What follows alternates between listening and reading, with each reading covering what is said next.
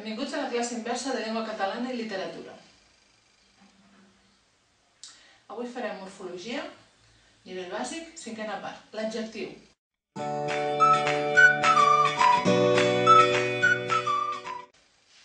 Molt bé, què és un adjectiu? Un adjectiu és una paraula que normalment acompanya a un nom i que ens indica alguna de les seves característiques, ens el descriu. Pot ser el color, pot ser el tamany, pot ser la forma, pot ser una cosa més abstracta, una qualitat més mental, però en tot cas, normalment és una paraula sola, com blau o tou, a vegades és una locució adjectiva, com en directe o d'esquerres, si d'esquerres en política. Pel que fa a l'oposició, l'adjectiu sempre va darrere del nom, exceptuant si és un adjectiu que aquest nom normalment du sempre. Per exemple, problema fàcil el posarem per darrere, però l'Orient Llunyà es pot dir també el Llunyà Orient, perquè és un adjectiu típic d'aquell nom. La posició de l'adjectiu en relació al nom pot ser molt important i pot canviar el significat. Per exemple, si jo dic és un pobre home, estic parlant d'una persona que no té gaires qualitats intel·lectuals ni humanes. I en canvi si dic és un home pobre, només em refereixo a una persona que no té diners. Els tipus dels adjectius són dos. L'adjectiu pot ser explicatiu o especificatiu. Quan serà explicatiu? Serà explicatiu quan aquell adjectiu qualifiqui a tots els noms d'aquell conjunt. I serà especificatiu quan dins d'un conjunt l'adjectiu serveixi per diferenciar una part dels noms d'aquell conjunt i una altra part no. Fixeu-vos en la frase els soldats valents van atacar. Si jo dic que els soldats valents van atacar, estic dient que tots els soldats eren valents? No. Estic dient que hi havia una part dels soldats que no era tan valenta que no va voler atacar. En canvi, si aquesta mateixa frase jo poso una coma aquí i aquí, just davant i darrere l'adjectiu, i jo dic els soldats valents van atacar. L'he convertit en explicatiu. Ara tots els soldats són valents i tots ataquen. Pel que fa al grau, que és la quantitat d'intensitat que té aquell adjectiu, el grau positiu és l'adjectiu sense especificar intensitat, per exemple blau. El grau comparatiu seria quan comparem aquella qualitat entre dos noms. Per exemple, pot ser de superioritat, quan jo dic que és més blau que A, és més blau que B. Pot ser d'inferioritat, quan dic que A és menys blau que B. I pot ser d'igualtat, quan jo dic que A és tan blau com B. Després hi ha el grau superlatiu. Superlatiu és la màxima intensitat. Pot ser la màxima intensitat d'un conjunt, llavors utilitzaré el superlatiu relatiu, que es fa dient el més o menys adjectiu i de. Per exemple, A és el més blau de tot el grup o A és el menys blau de tot el grup. I després hi ha el superlatiu absolut, que vol dir el que és més de tots sense discussió. S'afegeixen els sufixos íssim i en algunes paraulesèrrim. En el cas de blau faríem blavíssim. En el cas de cèlebre faríem celebèrrim, que és una terminació bastant diferent. La persona més cèlebre de totes. Després hi ha la proporcionalitat, que és una relació de superioritat i inferioritat entre els elements. S'utilitza el com i l'adjectiu, però s'han de fer dues parts. Per exemple, com més fàcil és, més alegre està.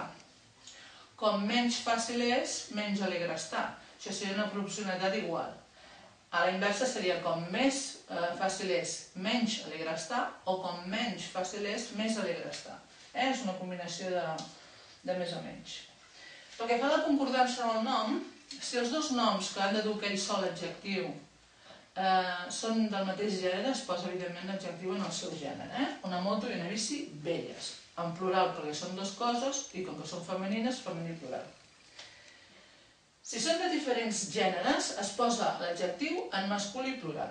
Un avió i una bici, bells. I si l'adjectiu ha d'anar a davant de dues paraules, que una és d'un gènere i l'altra és d'un altre gènere, només concorda amb la primera.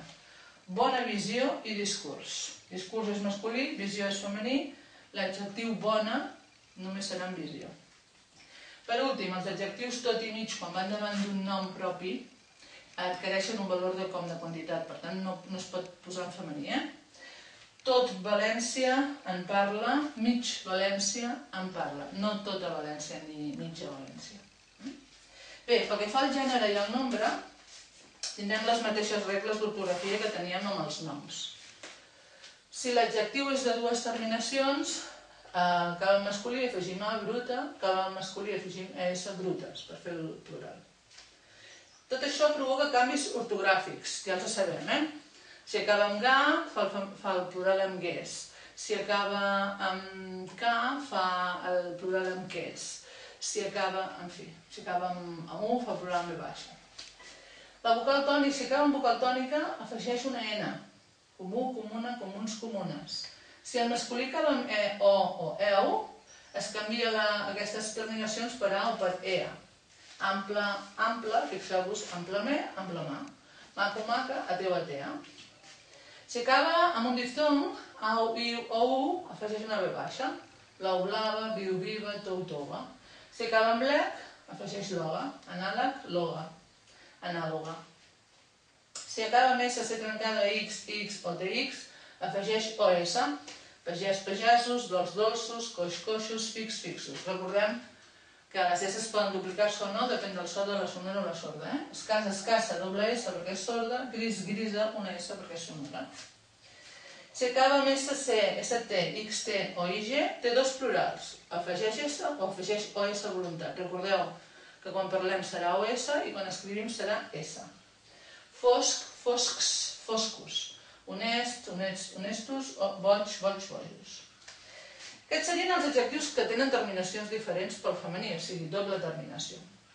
Després hi ha els adjectius que tenen una sola terminació, per masculí i per femení, s'escriuen igual.